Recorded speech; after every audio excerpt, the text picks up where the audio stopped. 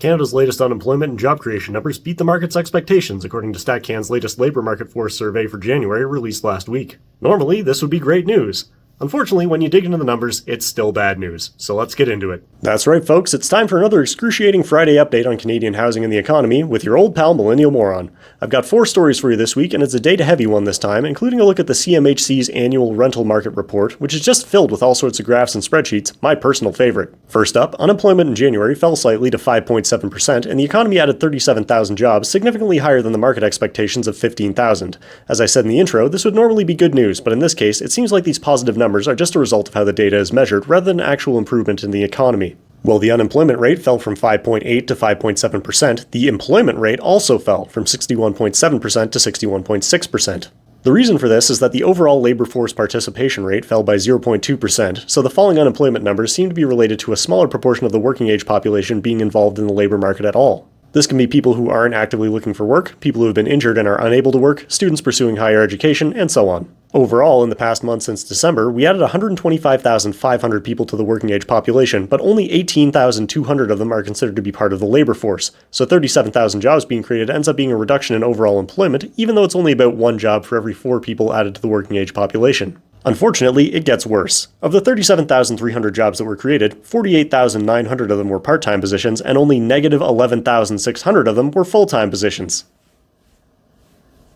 Even with the drop in unemployment, we still have over 1.2 million people in the country who are unemployed and actively looking for work, which makes me skeptical of continuing claims of a labor shortage, particularly for sectors like retail and food service. Despite this, the Retail Council of Canada, who represent companies like Walmart, Amazon, and Canada's largest grocery chains, continue to insist that there's a labor shortage and that they're simply unable to find people in Canada with the skills needed to stock shelves or operate a cash register. Economists at BMO and Desjardins Financial also point out that this jobs report is giving mixed signals to the Bank of Canada on the overall state of the economy, meaning that rate cuts are likely to be pushed out later, or at least until the data becomes more clear. Providing some support to the idea of rate cuts being delayed, the BAX market, which provides one indication of expectations of interest rate movements, saw the probability of a full percentage point rate cut by the end of this year fall from 96% to 8% over a period of just 8 days, suggesting that the market is now only anticipating a 75 basis point cut. This is a big change from just last month when there was high confidence for 150 points in cuts by the end of the year. Next, the CMHC released their annual rental market report for 2023 last week, and the numbers aren't exactly great. Nationwide, the vacancy rate declined to 1.5% for purpose-built rentals and 0.9% for condominium rentals, some of the lowest numbers on record. Year-over-year rent increases averaged 8%, which is a new high. Rent growth surged in cities across the country, with Calgary seeing the highest average increase, an alarming 14.3% in a single year. The CMHC specifically cited population and labor market growth as factors driving demand, as well as the high cost of home ownership. This seems to align with the Bank of Canada's observation in January's monetary policy report that rapid population growth over the past year has driven down vacancy rates and driven up rents in response.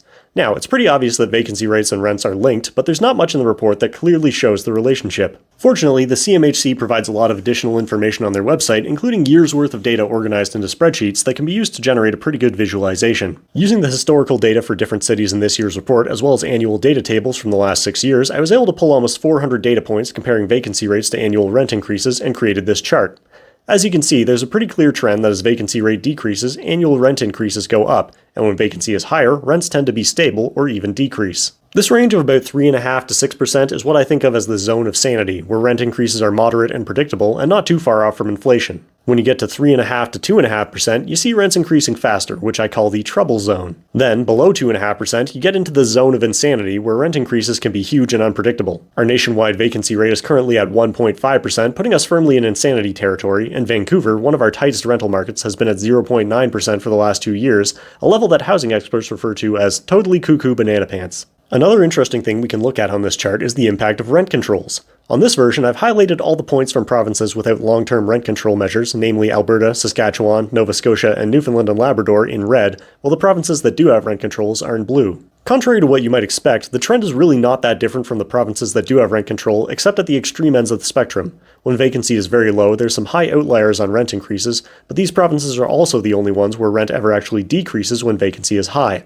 You'll also notice that cities and provinces with rent controls didn't really break 5% vacancy at any point over the past 6 years, which suggests to me that rent controls may be causing some stifling of supply in the rental market over the longer term. Overall, what I get from this data is that with the sort of soft rent control that we have in Canada, where the rent is controlled for the tenant but not for the unit itself, it doesn't do that much for the overall market, and the cost just gets passed on to new tenants anyway. It's nice in that it provides price stability to existing tenants, assuming they don't get evicted or have to move, but the cost still gets passed on to other parts of the market instead. This also creates a problem where people who have stayed in one place for a few years are strongly disincentivized to move for any reason, because if they leave their unit, they'll have to rent a new one at whatever the current market rate is, which is generally much more than they're paying on a rent-controlled lease. This means, for example, if they have a job opportunity that they would have to move for, they have to choose between giving up an affordable home or giving up the job opportunity, which I think is bad for the individual and bad for the economy as a whole. We basically have a huge number of people who are stuck in place right now because of how messed up our housing market is. To me, it seems like boosting supply to keep up with population and making sure people have a choice in terms of where they want to live is more effective in terms of controlling rent increases over the long term, and I think we'd be a lot better off if rents were stable across the entire market, not just for people who already have a place to live. Rent control may be a decent short-term band-aid solution for price stability, but it doesn't address the fundamental problems in the market that we're facing over the long term. Now, another chart that I found particularly interesting was in the section on Calgary, which has had both high and low vacancy rates over the last decade or so. This chart breaks the rental market down into quartiles from least expensive to most expensive. As you'd expect, when vacancy rates are very low, the less expensive units in the first 3 quartiles are all more or less full, with a little vacancy remaining in the most expensive segment of the market. However, when vacancy is high and rents are steady or decreasing, you actually see more vacancy emerging in the lowest quartile, while the second and third quartiles tend to stay around 4% vacancy. To me, this gives a lot of credibility to the idea of the missing middle in the housing market, where what we really need is more homes that are neither at the upper or lower end of the market. When vacancy is low and prices are going up, the people who get squeezed out of the middle 2 quartiles don't move into something even less affordable, they tend to move down into something cheaper that they can still afford, which puts more pressure on the lower end of the market. But when there's more housing available across the board, people tend to move up into the nicest place they can reasonably afford, which takes pressure off of that most affordable first quartile. This is really interesting to me because I did a series on Calgary's affordable housing plan last year, and many of the items are currently being debated before going to vote at council later this year.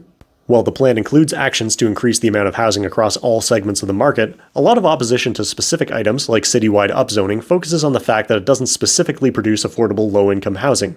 However, in my opinion, this data is a great illustration of why it's important to understand the housing market as a continuum, and if we increase housing options across the board, it'll give everyone more choices of where they want to live and alleviate some of that pressure on the lowest cost housing options naturally, rather than having to narrowly target a single segment of the market. Next, we've got a couple of stories that I think are important to look at a time when many municipalities are starting to roll out housing affordability campaigns. These are news stories being pushed by various parts of the real estate industry about what they think housing affordability plans should look like. First, we have the Canadian Home Builders Association with a few ideas on how to make housing more affordable. One idea is to reduce development fees and lot levies to make new homes less expensive to build. This is also the only good idea they had. Another idea is to do more to address the labor shortage, which, as I discussed in my video about the myth of the labor shortage, doesn't really exist. What they're saying is they want to be able to pay workers less than what the market currently demands without having to train anyone or improve their working conditions. Boo! Finally, the classic bad idea for affordability, they want the government to allow 30-year amortizations on insured mortgages.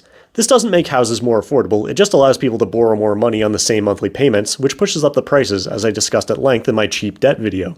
Basically, it boils down to home builders wanting to pay less and charge more for the houses they're building. There's definitely a lot of government fees and red tape that could be cut back to make the process faster and more efficient, but giving less money to workers and allowing people to take on more debt is the same kind of short-term thinking that got us into this mess in the first place.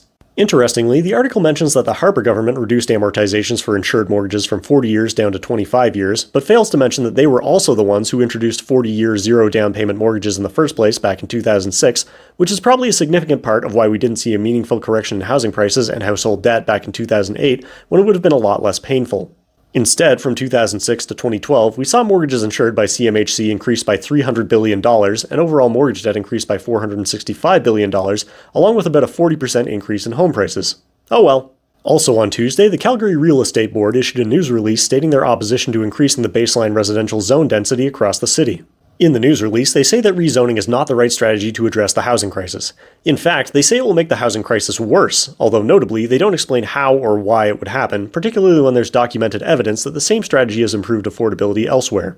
They go on to say that the blanket rezoning will not address the problems associated with a lack of affordable rental product, which would require a large-scale approach with a focus on communities with underutilized city land that have access to transit and community amenities. If that's actually the problem, they'll be happy to learn that the overall housing affordability plan includes 33 different strategies to address housing affordability at all levels, including specific items regarding transit-oriented development, all of which is outlined in the Housing Affordability Task Force recommendations, or the video series that I did about it if you're not into reading papers. They also claim that upzoning properties in the city will hurt property values, which is interesting because you'd think a piece of land would be more valuable the more you're allowed to do with it. What's funny to me is, I actually watched a fair bit of the public meeting on the affordable housing plan, and I saw one person claim upzoning would increase the cost of housing because property values would go up too much, followed immediately by someone else who said it would cause property values to go down. It's almost as if their concern isn't the affordability of housing at all, and they're just making up random arguments to avoid having to say, I just don't want my neighborhood to change ever. Overall, these two stories are a good reminder to be careful about listening to arguments by people who have a vested interest in the outcome. The realtor industry makes more money the higher home prices go and the more frequently they change hands, so if you have more competition for sellers in the market, or more affordable rental properties that are owned long-term as a business instead of condos being bought as a speculative investment, the realtor industry makes less money.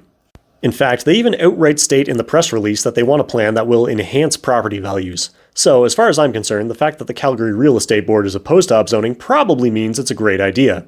Finally, a quick update on the Bank of Canada repo operation story I've been covering since January.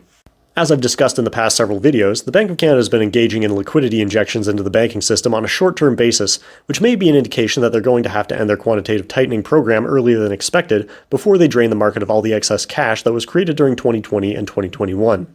This would signal a return to inflationary monetary policy, meaning higher inflation and most likely higher interest rates for a longer period of time.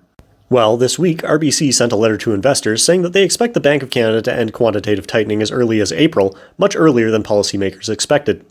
This is likely a result of the bank's liquidity injections failing to get the overnight lending rate between banks under control, as it's been hovering above the Bank of Canada's target rate since the new year. Unfortunately, this means that a lot of the additional money that was created during the crisis period will continue to circulate in the market indefinitely, contributing to higher price inflation and probably pushing rate cuts out further, which ties back to the interest rate discussion at the beginning of the video. Now, I don't like to give financial advice in my videos, but please, for your own sanity, don't blindly listen to realtors on social media telling you when rates are going to come down. Anybody who tells you they know how much interest rates are going to come down and when is probably trying to sell you something. Realtors don't know, mortgage brokers don't know, I don't know, not even the Bank of Canada knows, and they're the ones who decide when rates go up or down. The important thing to remember is, the industry makes cash money on commission when you buy a property, and they don't really care what happens to your finances after that.